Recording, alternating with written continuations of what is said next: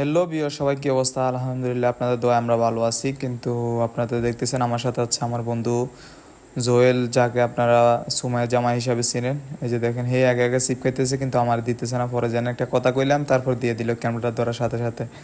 মানে ও দেখাইতেছেন ও অনেক দানশীল, বুঝছেন। তারপর আপনারা দেখতেছেন যে রাস্তার উপর হাঁটতেছি, রাস্তার মধ্যে অনেক পানি। আমাদের এদিকে এখনও পানি নামে নাই, প্রায় দীর্ঘ 1 মাস থেকে পানি হয়ে গেছে, এখনও পানি নামার কোনো ইয়ে নেই, ইস্যুই নেই। আপনারা দেখতেছেন এখানে মানুষ হাঁটতে অনেক কষ্ট হয়। এবার আপনাদের প্রথম মনে হচ্ছে যে আমরা কেন এই রাস্তা দিয়ে পানির উপর হাঁটতেছি, এবং ভাই এটা হচ্ছে যে আজকে আমাদের একটা কাজ পড়ছে, আমরা ওই কাজটায় যাব। এবং আপনারা দেখতেছেন আমাদের ছোট ভাই আলামিন আসতেছে, ও বরিশালে খেতার কাটি লইয়া যাইতেছে। মানে ওরা একটা বাসায় গেছে, বাসা থেকে আইতেছে। এবং ইয়ারা দেখতেছেন আমাদের নোয়াখালীর রোহিঙ্গা বসে রয়েছে এখানে, যাদের ঘর বাড়ি থাকা এখন বাইরে। এবং ভাই একটু সামনে আইসা দেখতেছি যে আমাদের সূর্য আমামও আমাদেরকে দেখতে পারে না, তারা ফোকাস ডাইরেক্ট আমাদের চেহারার উপরে। এমনি তো কালাগুলো হয়ে গেছে, আরও কালা বানিয়ে দিতেছে।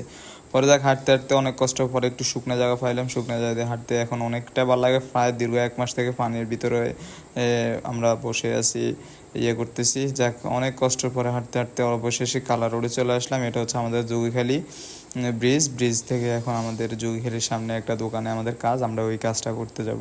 এবং আমাদের সাথে আছে আমাদের ছোট ভাই তামিম, এবং আমার সাথে আছে আমার বন্ধু, যাকে আপনারা সুমাইয়া জামাই হিসেবে চিনেন। তোরে কইছে তুই বেশি জানোস। তো ঠিকই তো আছে, ইকে আমার বন্ধু, ইকে আমার কইব নাকি আপনার কইব নাকি? মেয়ে আইতে নিয়ে বেশি হাতরামি করতে নাইছেন। আরে ভাই, আমি তো শালাবো না, কারণ আমার তো বড় বোন নেই, আমার ছোট বোন আছে। সমস্যা নেই, সহমতি বানাইলে বানাইতে না, ঠিকই নিলে সমস্যা নেই। তো আমরা দেখতেছেন যে আমাদের সময় জামাই আসতেছে, এবং আমাদের অলরেডি কাম শুরু হয়ে গেছে। অম্মা যাইতে নো যাইতে দে হাতে আঙারও দোয়ানি হিসেবে আড়া দিকে ইয়াদি তারটা ছেড়ে রয়েছে, ইয়াদি আগে ঠিক করতে। ঠিক আছে, আগে দোয়ানি হিসেবে যাই ঠিক করলাম। তো ঠিক করতে করতে দেখতেছি যে না, এবার আস্তে আস্তে ভিতরে চলে যায়। ইয়াদি বাইরে ঠিক করা শেষ, আমি ভিতরে চলে আসি। ভিতরে চলে যাই, এবার আস্তে আস্তে বইবে লাইন ক্লিয়ার করতেছি। এনে বাইক না আছে, ফ্যান না আছে, আরও গরমের হোক হাড়ি তেল বার এর বুঝিনি। অনকা হাসা কথা কইলেও দোষ, মিশা কথা কইলেও দোষ। কিতাম আমরা কোন নানা কিছু এখন কই দেন ইয়ানে আঙুতুন গরমে তেল বার হয়, আর হেতন আমরা বাটফারি করতাম আইসি ইয়ানে।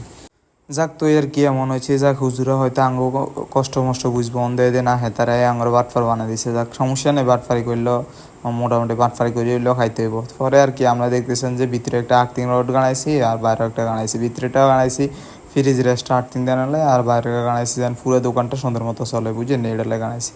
আমরা দেখতেছেন এখানে সুমাইয়া জামাইয়া আর গডর গডর করতেছে, খালি স্টেপ দিতেছে। আর ইয়ার লাইছে থাবলাই সবলাই হার করা দিছি। হার করাই দেন হরে এবার ইয়ানে যেহেতু আমরা আর্থিং রড ইয়ানে কিনি না, আমরা ডাইরেক্ট ইয়ার রড উগা গাড়াই দিছি। 300 না 400 রড উগা ডাইরেক্ট গাড়াই দিছি 10-15 ফুটের মতো। তো ইয়া গাড়াই দেন হরে, তারপরে ইয়ে তো আস্তে আস্তে আর্থিং দিলাম, তাহলে আর্থিংটা ভালো হবে। এবং ভাই যে যেখান থেকে দেখেন অবশ্যই ভিডিওটাকে শেয়ার করে রাখবেন, আর যদি ভালো লাগে অবশ্যই পেজটিকে ফলো করে আমাদের সাথে থাকবেন। ওকে, সবাই ভালো থাকবেন, সুস্থ থাকবেন, আল্লাহ হাফিজ।